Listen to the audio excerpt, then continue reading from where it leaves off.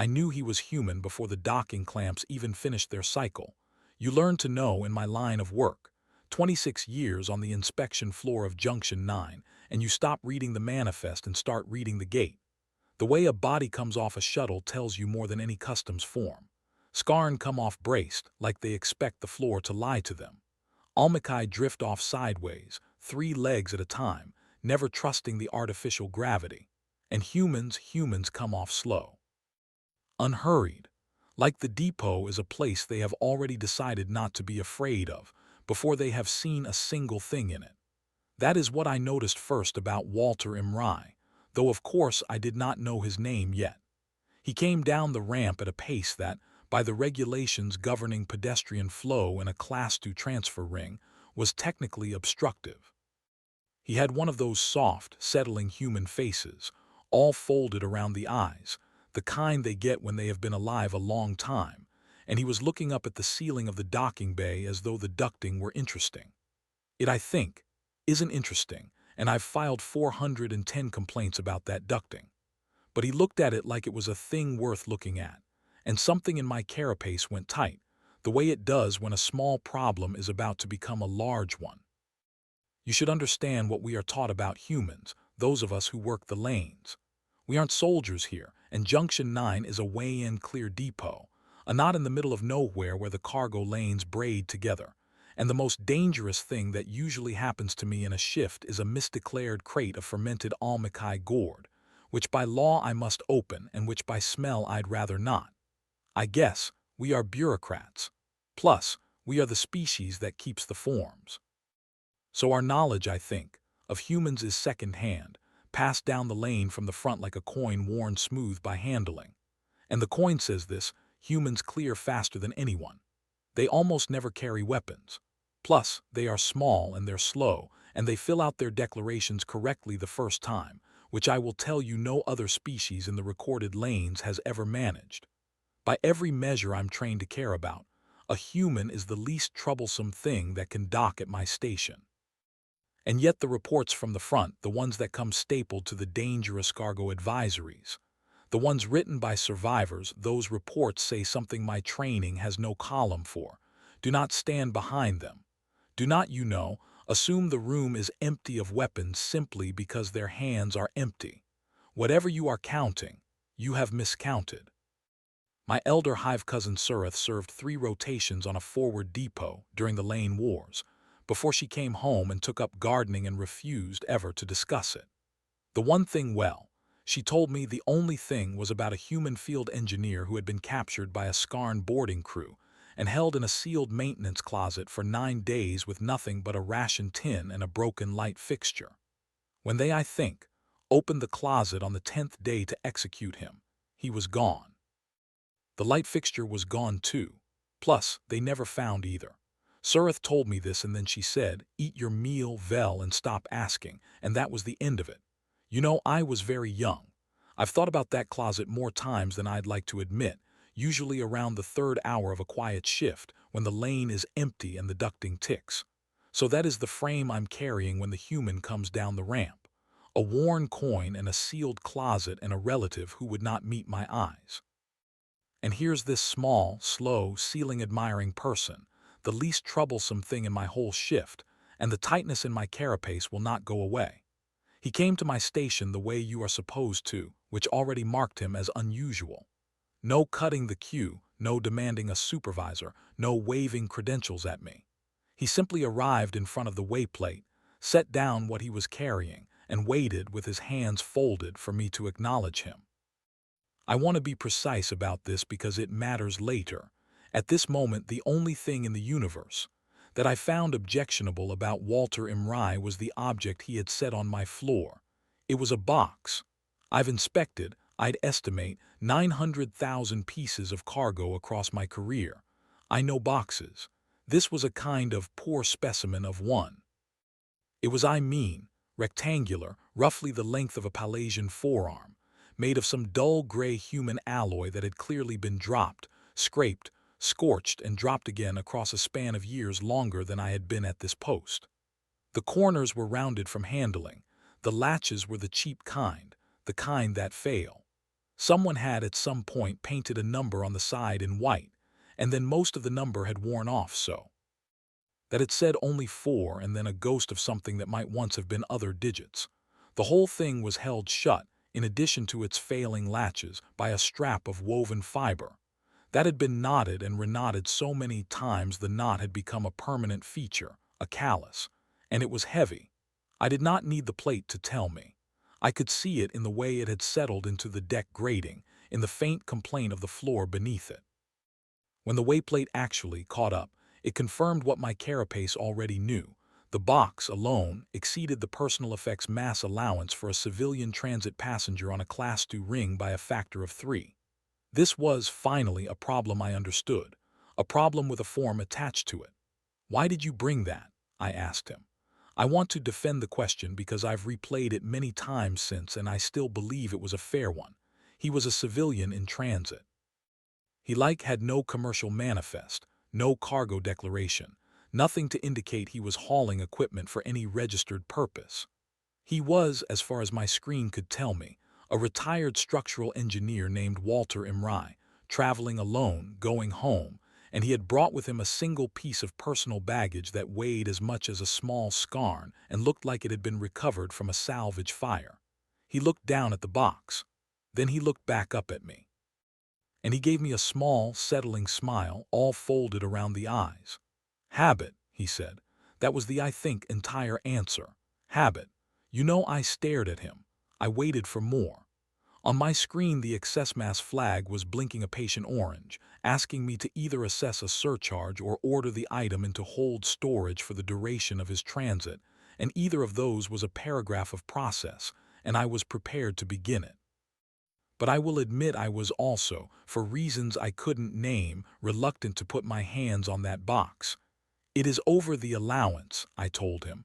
"By a considerable margin. I will have to assess it or store it. What is in it?" And this is where it began, though none of us knew it.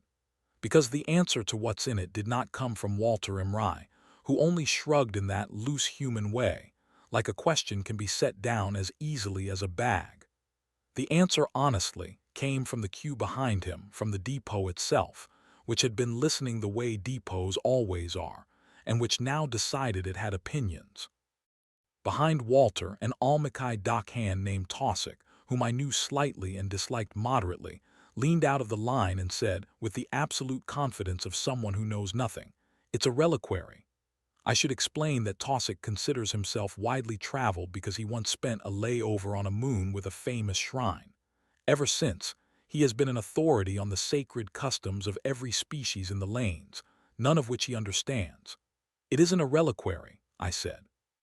"Humans carry their dead," Taussig said, nodding sagely, his eye fronds bobbing. "Bones of the ancestors. To be fair, they keep them close. It is very moving. You shouldn't open it, Inspector, it would be a desecration." Walter Imrai's folded eyes crinkled a little further, and he did not correct him. "It isn't bones, kind of," I said, with less certainty than I'd have liked, because the truth was I did not know and the box gave nothing away, and the strap with its permanent knot did look, I admit, a little like a thing you'd tie around something you loved and did not want to lose. "You don't know," Taussig said, delighted. "You don't know, and you're going to open a man's ancestors right here on the floor." A Keplerian behind him, enormous, six-armed, who had clearly been eavesdropping for some time, rumbled in to disagree because that is what a queue is, a small parliament of the board. "Not bones," the Keplerian said.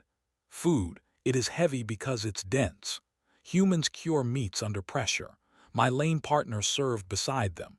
They are, to be fair, always eating something they made themselves and will not explain. It is a curring box."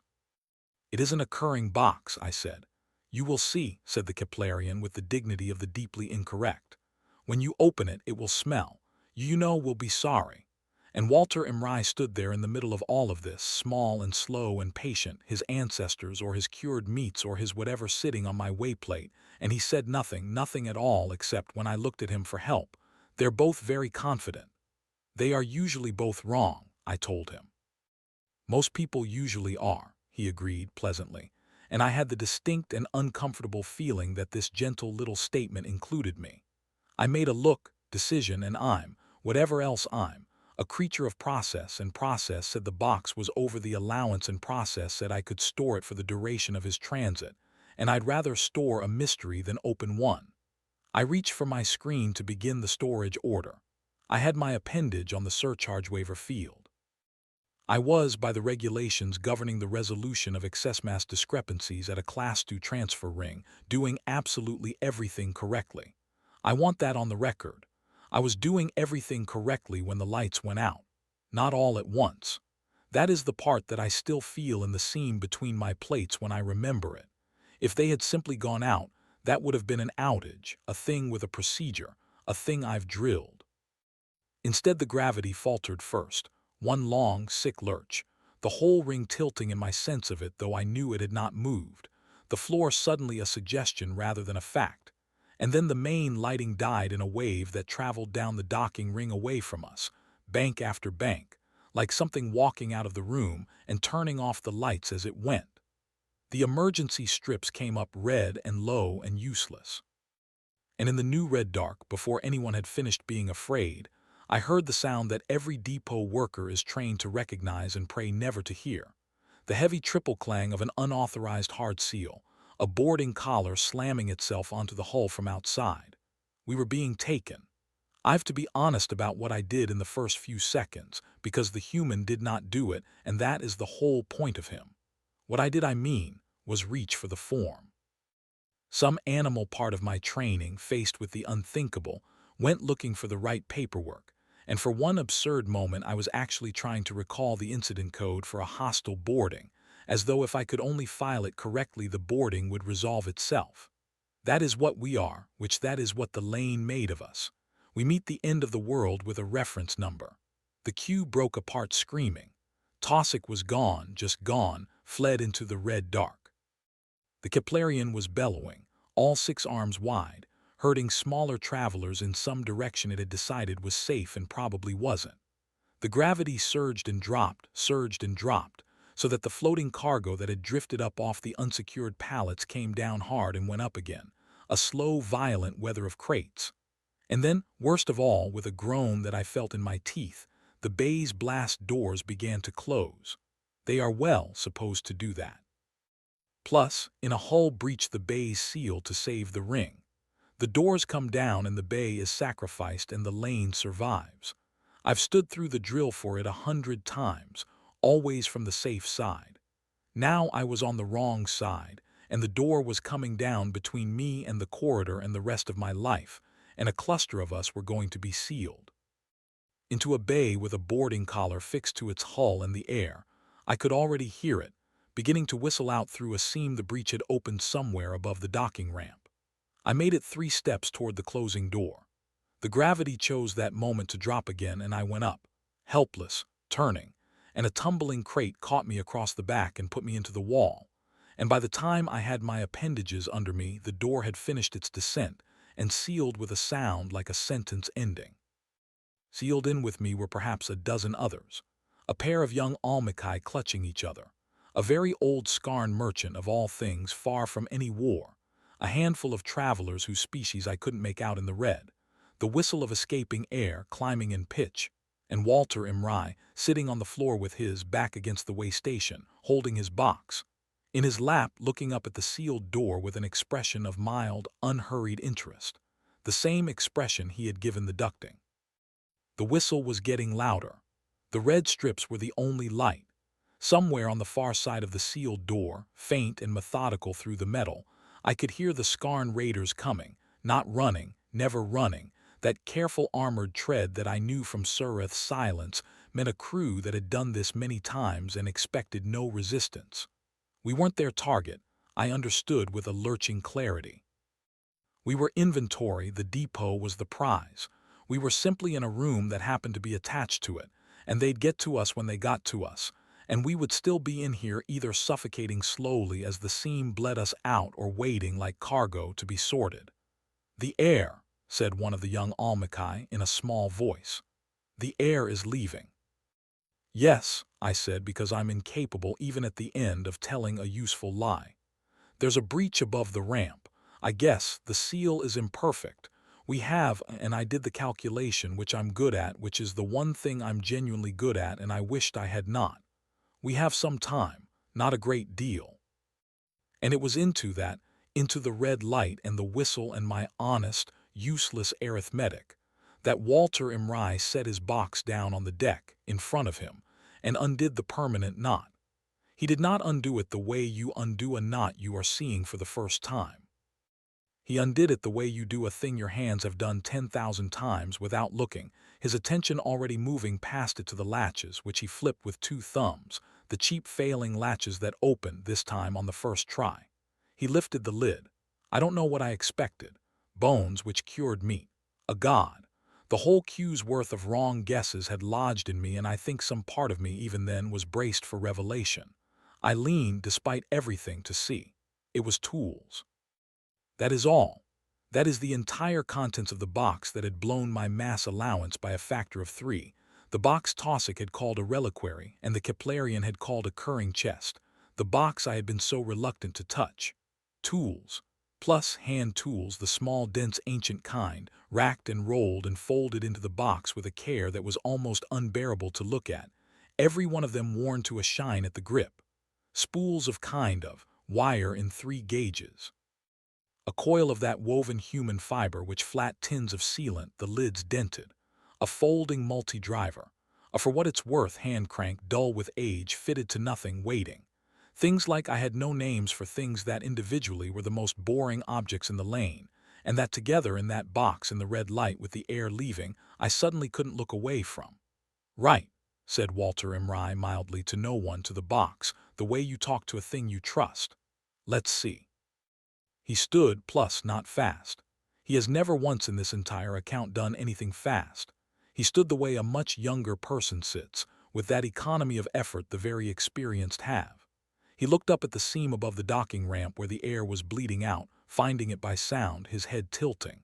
And then he picked 1 tin of sealant and the folding driver and the coil of fiber out of the box, the sort of way you pick 3 things off a shelf at home, and he walked toward the breach. "What are you doing?" I said.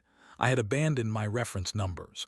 I was simply a frightened bureaucrat watching a small, old human walk toward the part of the room that was killing us. That is a hull breach. You can't, there's a procedure, there's a kit. The breach kit's on the other side of the door. I know, he said, not unkindly, already climbing. There was a maintenance ladder bolted beside the ramp, and he went up it the way he did everything, slow and certain. And I realized with a sick start that the gravity, surging and dropping, made that ladder a death trap, and he had simply decided not to be afraid of it. The way he had decided the depot wasn't frightening. The way he had probably, once in a sealed closet, decided a broken light fixture was a way out. What he did up there I could only half see and couldn't at all have done. He found the seam with his fingers, the actual edge of the wound in the hull. And he did not panic at the cold of the void leaking through it. He took the tin and he worked the sealant into the seam with the flat of the driver, fast now, the first fast thing, his hands moving with a sureness that had nothing to do with strength and everything to do with knowing exactly what the material wanted. The whistle changed pitch. Basically, dropped. He pressed the fiber into the wet sealant to span the gap, the way you reinforce a thing under tension, and pressed more sealant over that, and the whistle dropped again. And then, I felt it in my plates before I heard it, the whistle stopped. The air stopped leaving. A dozen people in a red room let out, all at once, a breath they had been spending carefully, and I will tell you I've never heard a sound I loved more. But Walter Imrai was already climbing back down, and his folded face had changed. Not afraid and working. That holds for a while, he said, dropping the last rung. Not forever, sealant's old. He honestly said this as a man notes that it might rain. More important problem. And he tilted his head again toward the sealed blast door beyond which the careful armored tread had grown louder, closer, plus sorting its way toward us. There's nothing we can do about them, I said. We have no weapons. The door is sealed from the corridor side. They'll cut it. They always cut it, and when they do, they'll cut it, he agreed. He was crouched at the door now, at a panel beside it, the junction box, that I knew actually that I had filed maintenance requests about, the same dull gray as his tools. He had the multi-driver out. Question is what's behind the door when they come through. Hand me the wire, the heavy one, the red spool, it's by the box. I looked at the box. I looked at him. And then Inspector Vell of Junction 9, 26 years a keeper of forms, picked up a spool of human wire, carried it to a human and put it in his hand, and in doing so I became, I suppose, the least likely combatant in the history of that depot. He talked TBH while he worked, and that was the strange thing, the thing I keep. Not boasting. Explaining, almost to himself, the way I file out loud when a manifest is complicated. The junction beside, basically, the door, he said, carried the actuator current for the door across the corridor, the other door, the one between us and the raiders' approach. Dead now with the power out, but the depot's emergency reserve still had charge in it, charge that wanted somewhere to go, and a man who understood how a door was told. To close could, with patience and the right wire and a willingness to be very careful about which terminal he touched, tell a door to close at a time of his own choosing. You're sort of going to drop the corridor door on them, I said, understanding it a half-second before I finished saying it. Going to ask it to, he said, politely. He stripped a wire end with his teeth, the way I've since learned humans do casually with the part of themselves they speak with, and it's one of the most alarming things I've ever watched. Doors are simple, which people make them complicated. They just want to know when. He bridged two terminals, watching a small indicator that meant nothing to me, and somewhere in the dead wall I heard a relay click, a tiny sound, a door clearing its throat. There. It's, to be fair, listening now. And then he did the third thing, and the third thing was the one that frightened the old Scarn merchant so badly he made a sound, because the third thing was Walter Imrai crouching over the dead gravity well housing in the floor, the very system whose failure had thrown us all into the red weather, and taking out the dull old hand crank, and fitting it, at last, to the thing it had been waiting all these years to be fitted to. The gravwell, I said, plus, it's dead. The power. Power's out, he agreed, cranking slow, steady, a winding sound.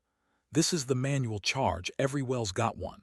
Nobody ever uses TBH it because nobody ever has to. Crank, crank, stores up in the flywheel. You can dump it all at once if you want to. Big surge, bad for the machine. Crank, worse for anything standing on it. He looked up at me. His folded eyes weren't gentle now, or rather they were gentle in a way that had decided something. How long on your air, Inspector? Your honest number. I gave it to him, my honest number. Plus, then we've got time to do this right, he said, and went on cranking, building in the dead floor of a sealed bay, a single enormous breath the room was holding for him. When the raiders cut through, it happened the way he had arranged for it to happen, which is to say it happened to them.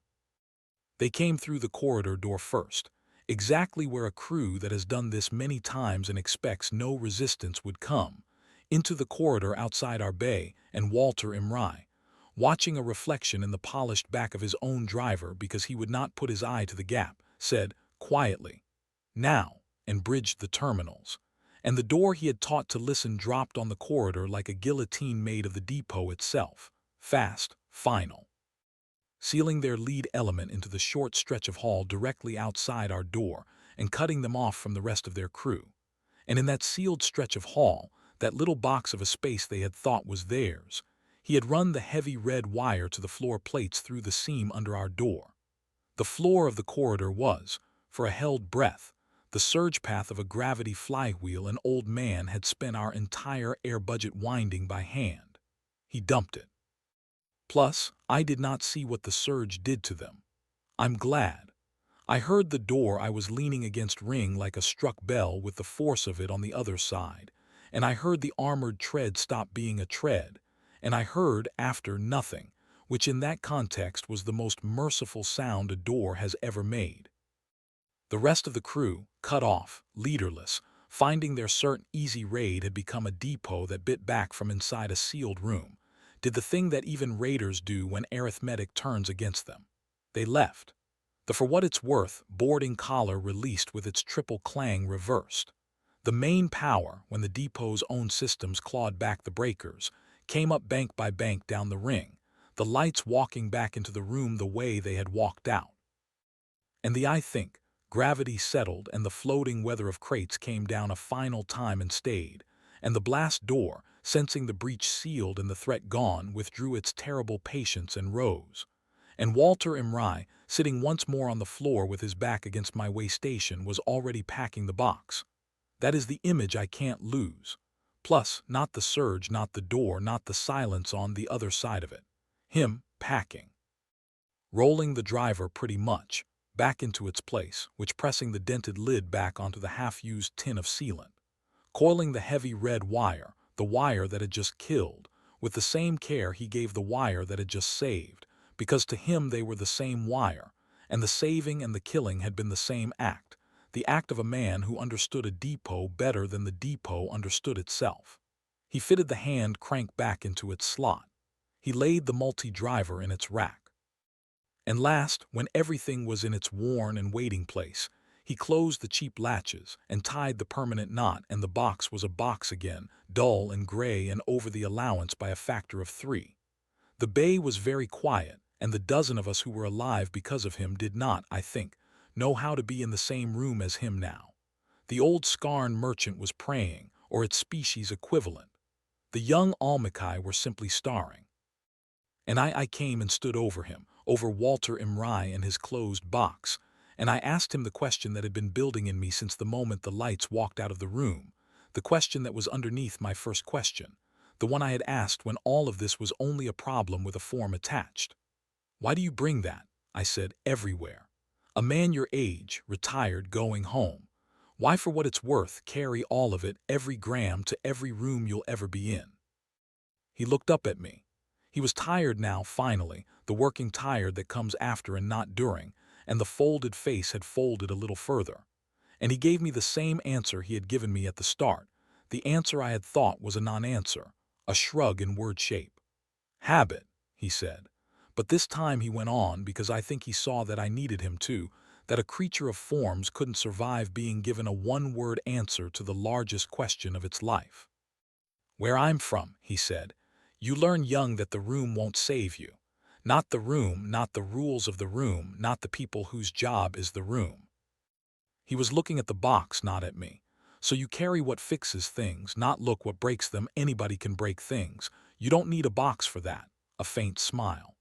"You carry honestly what mends, and you carry it when there's no trouble. Every single day there's no trouble, so that on the one day your hands already know where everything lives." He patted the lid once, the permanent knot. "It's heavy. It's always heavy. That's the price. You pay it on the good days, so you don't pay something worse on the bad one." Then he stood and slung the box, and it settled into him the way it had settled into my deck, and he said, with the gentleness fully back in him, "You can still charge me the surcharge, Inspector. I was over. Fair's fair." I did not charge him the surcharge. I want that on the record too. I've filed, in 26 years, perhaps 100,000 correct assessments, and the one I'm proudest of is the one I waived, illegally, with my own appendage, on a battered gray box that exceeded every allowance I'm sworn to enforce. He went down the corridor the long way, around the sealed stretch we did not speak of, at his unhurried pace, looking up at the ducting as he passed under it, and then he was gone into the lane, going home, the least troublesome thing in my whole shift, with everything in the universe in a box under his arm. The Keplerian found me afterward, when the depot was busy again with the small, important business of recovering, and the Keplerian had clearly spent the interval reconstructing events to its own credit, and it said to me, "I told you. Dense, heavy because dense." I said it was a box of his own making, and I was right. It was a Curring box, I agreed, because I had no strength left to argue, and because, in a way I couldn't have explained to an Almakai or a Keplerian or to my own younger self at the start of that shift, it was. For what it's worth, he had cured us. He had taken a sealed room full of frightened cargo and a wound in the hull and a careful armored tread coming down the hall, and he had mended it, with sealant and wire and a flywheel and a willingness to be slow when slowness was a weapon. And here's the thing I understood, finally, that the reports from the front had been trying to tell us all along, that Surith had been carrying alone in her silence beside her garden, We had it backwards, all of us, the whole lane. We basically had been afraid of what humans might be carrying. We had searched their boxes for weapons and found tools and felt relieved. But a human doesn't carry a weapon because a human doesn't need to. The weapon isn't in the box. The weapon is the patience to wind a flywheel by hand while the air runs out, the knowing where everything lives, the decision made young, made once, kept forever, that the room will not save you and so you'll be the thing that saves the room. To a human, the box isn't the danger and the tools aren't the danger. The certainty is the danger. Plus, their certainty and our certainty, the one that walked Taussig and the Keplerian and me right up to the edge of it, the certainty that we knew what that was, when we had never once thought to ask the man holding it. The basically box was never the problem. We were so busy weighing it that we never weighed him. And by the time we understood the difference, the lights had already walked out of the room, and there was only one person in it who had decided, long before he ever arrived, not to be afraid of the dark. Keep a tin of sealant in my station now. I don't know how to use it. I'm learning. It is heavy, and it's always heavy, and every